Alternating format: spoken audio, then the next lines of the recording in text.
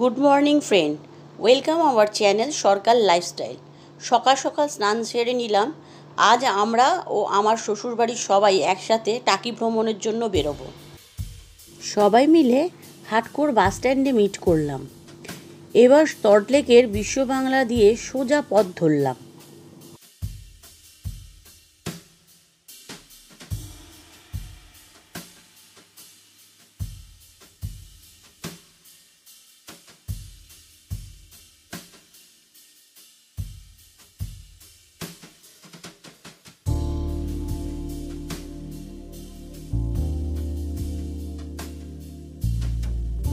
অনেকদিন বাদে ফ্যামিলির সবাই একসাথে জড়ো হয়ে বেশ ভালো লাগছিল এবং খুব মজা, হাসি ঠাট্টা, খাওয়া দাওয়া সব কিছুই চলছিল।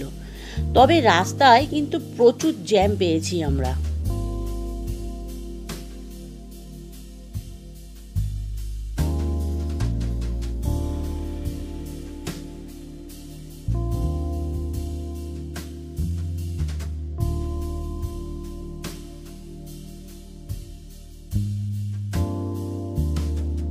রাস্তা দিয়ে যেতে যেতে বিশাল বড় একটা ভেরি দেখতে পেলাম। প্রায় একর একর জমি নিয়ে সেখানে চিংড়ি চাষ করা হয়। আমরা আড়ত খুঁজছিলাম, যদি দেখতে পাই তবে চিংড়ি কিনবো, কিন্তু আশা নিরাশা হয়ে গেল। যাই হোক, এগোতে থাকলাম।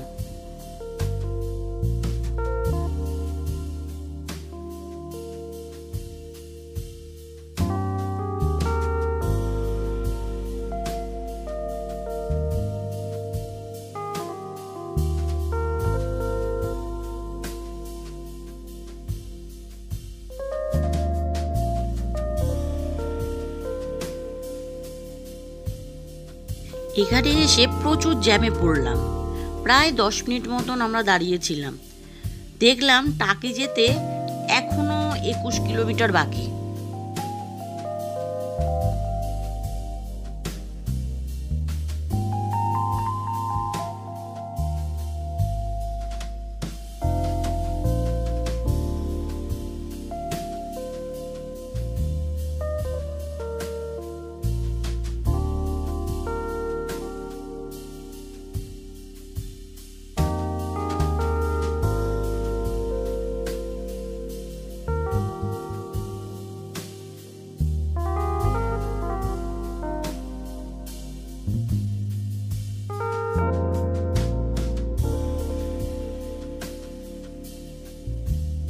এবারে আমরা মালঞ্চ ব্রিজে চলে এলাম।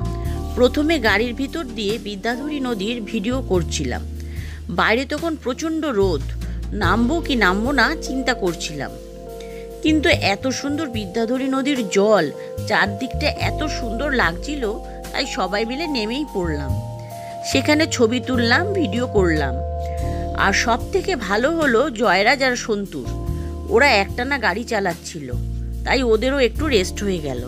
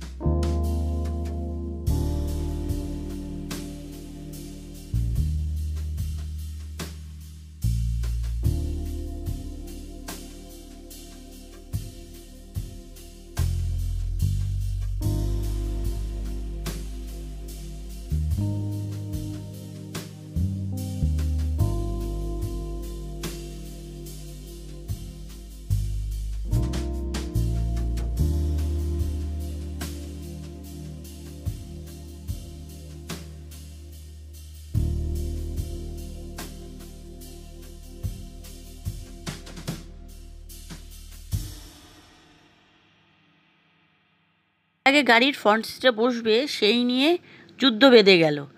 তারপরে যাই হোক, হাসি মজা করে আমরা আবার টাকির উদ্দেশ্যে রওনা দিলাম।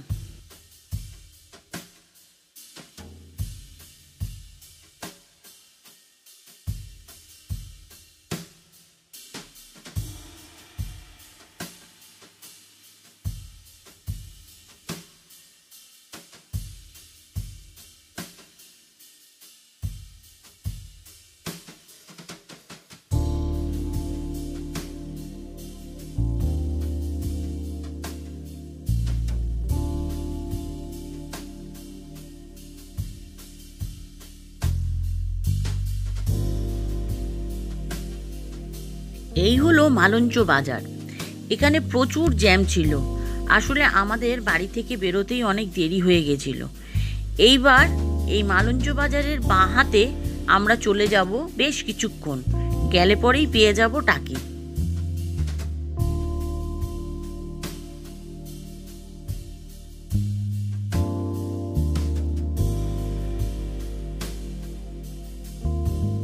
এই আমরা চলে এলাম টাকি রাজবাড়ির ঘাটে। এখানে গাড়ি পার্কিংয়ের সুব্যবস্থা আছে।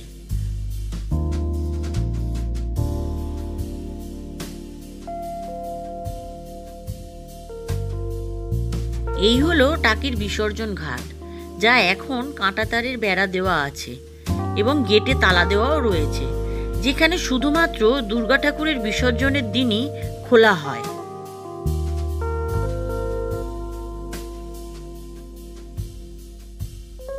ঘাটের ধারে ধারে বসার জন্য প্রচুর বেঞ্চ আছে। আমরা এবার ঠিক করলাম যে সাইট সিন করব, আর এখানে টোটো ছাড়া সাইট সিন করা যাবে না। তাদের থেকে জানতে পারলাম যে এখানে 3টে প্যাকেজ আছে। একটা হচ্ছে মিনি সুন্দরবন, রাজবাড়ি আর নৌকা করে মাঝ নদীতে। যাই হোক, আমরা তো মিনি সুন্দরবনের প্যাকেজটাই নিলাম। একটা টোটোতে 5 জন করে নেবে, যার ভাড়া পড়বে 350 টাকা। তো আমরা 10 জন ছিলাম, 2টো টোটো নিতে হলো আমাদের। এবার আমরা টোটোতে উঠে পড়লাম সাইট সিন করার জন্য।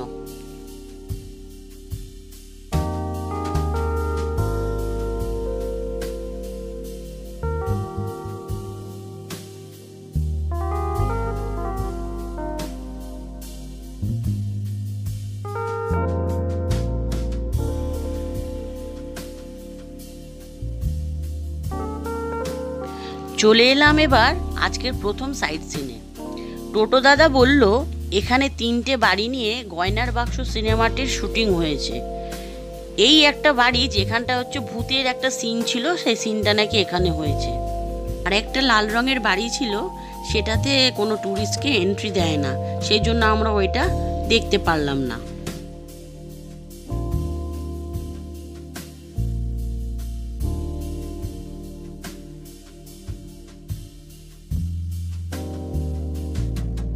এই বাড়িটার পেছন দিকটা খোলা ছিল, তাই আমরা এখানে যেতে পেরেছিলাম। পেছনটা সকালবেলায় দেখলে কেমন গা ছমছম করে উঠছে। চতুর্দিক ভাঙা, পুরনো গাছগাছরা পুরো ভর্তি। তারপরে যাই হোক, ওইটা দেখে আমরা ওই বাড়িটার ভেতরে একটুখানি ঢোকার চেষ্টা করেছিলাম। তা ওইখানে কেয়ারটেকার থাকে, ওইটুখানেই যা একটুখানি দেখলাম পরিষ্কার পরিচ্ছন্ন, বাদবাকি সবই ভাঙাচোরা ছিল।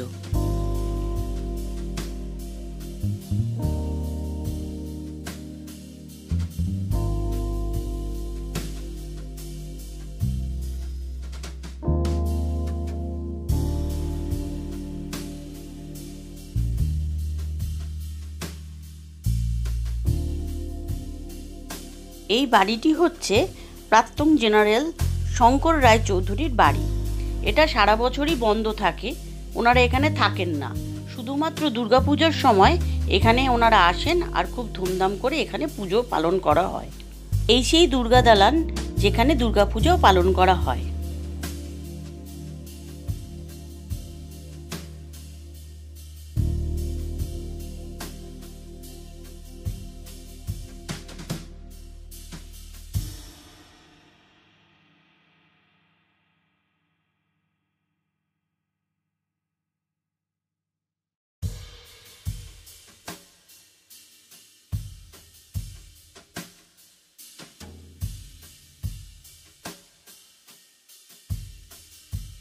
টোটো দাদার থেকে জানতে পারলাম ইংরেজ আমলে ঠিক এইখানেই 1338 খ্রিস্টাব্দে মানুষ দিয়ে কপিকল ঘুরিয়ে ঘুরিয়ে ইছামতির নদীর জল তোলা হতো।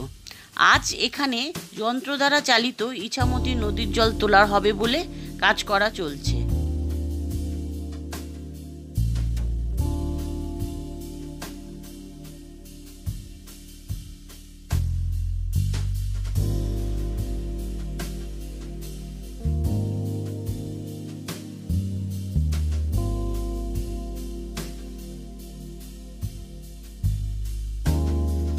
এই বাড়িতে বিসর্জন সিনেমার কয়েকটা সিনের শুটিং তোলা হয়েছিল। এখানে আরও একটা জিনিস আমরা দেখলাম, এক দাদা মধু বিক্রি করছিলেন।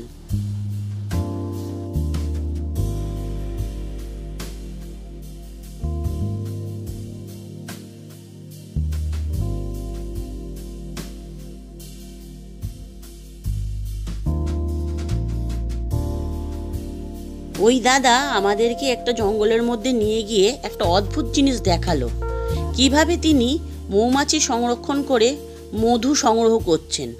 দেখতে বেশ ভালোই লাগলো।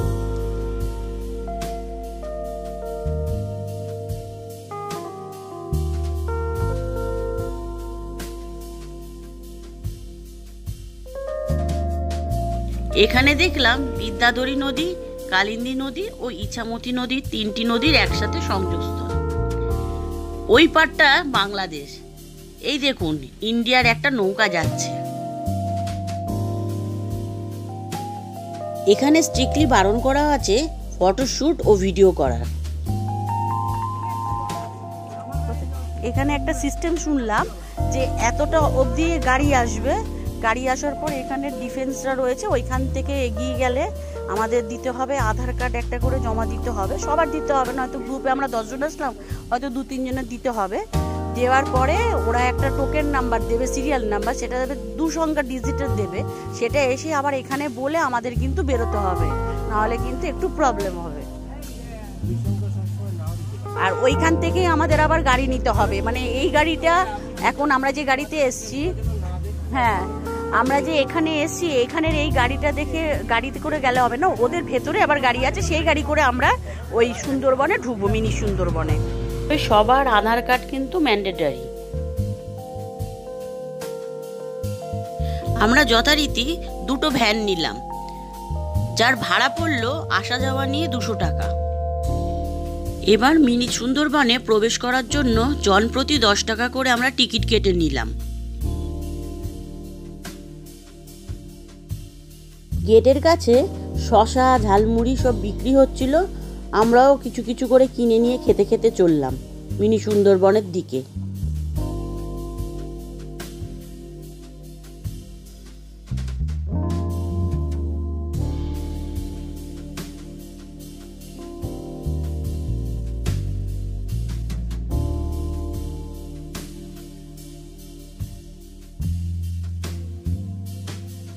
প্রচণ্ড রোদ থাকার দরুন আমরা সবাই যে যার ছাতা খুললাম। প্রচণ্ড গরম লাগছিল, খুবই কষ্ট হচ্ছিল, তবুও সবাই মিলে যখন এসছি আস্তে আস্তে হেঁটে দেখতে গেলাম যে সেখানে কি আছে। ধীরে ধীরে আমরা এগিয়ে চললাম।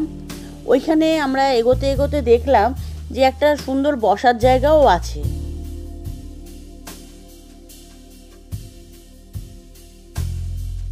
এখানে দেখতে পেলাম গোলপাতার গাছ, আরও নানা ধরনের গাছ, নানা রকম ঔষধি গাছও আমরা দেখতে পেয়েছিলাম।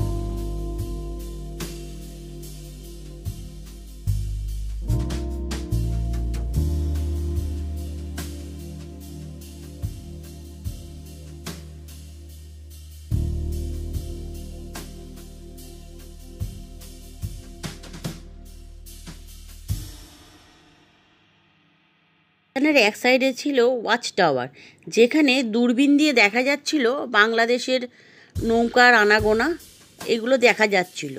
আর এক সাইড ছিল রিভার সাইড। এখানে ক্যান্টিনও ছিল আর একটা ওয়াশরুমও ছিল।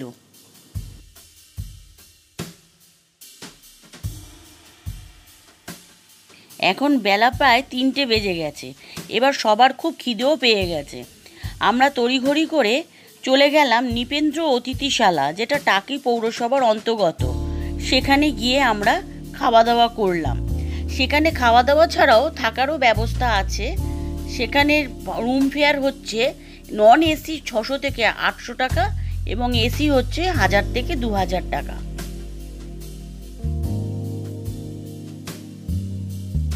এখানে বাচ্চাদের জন্য ছোট্ট একটা পার্কও আছে, যেখানে স্লিপ আছে, ঢেউ কুচকুচ আছে, নানা রকম খেলার জিনিস রয়েছে।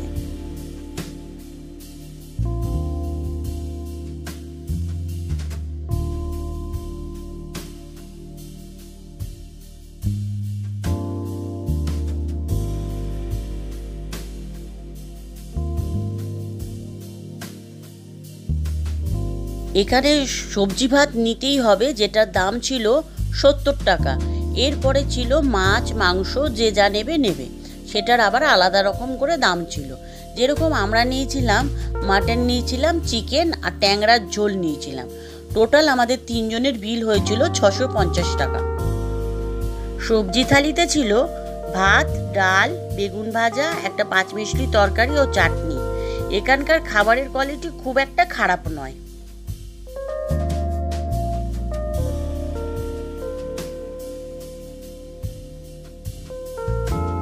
টাটা টাকি, আবার কবে আসবো জানি না। টাটা। ইছামতি নদী, টাটা। সব দাদারা রয়েছে, সব মিলে টাটা।